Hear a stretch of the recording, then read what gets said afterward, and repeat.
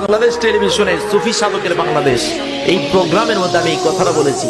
বাংলাদেশের মানুষ এই কারণে ধন্য, কারণ এই দেশের মধ্যে 1000 2000 কুতুবদের সরদার নয়, যিনি ছিলেন 4500 কুতুবদের সরদার, যিনি হলেন কুদওয়াতুস সালিকিন জুবদাতুল আরিফিন কুতুবুল ইরশাদ আল্লামা শায়খ আব্দুল খালেক সতুরাভি রাহমাতুল্লাহি আলাইহি।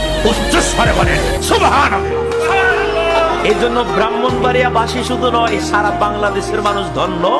এই দেশের মধ্যে এমন একজন ব্যক্তি রয়েছেন বিবারিয়াতে, যদিও আমরা ওনাকে চিনি না, তিনি এমন একজন ব্যক্তি যার অন্তর্চক্ষু খোলা আছে।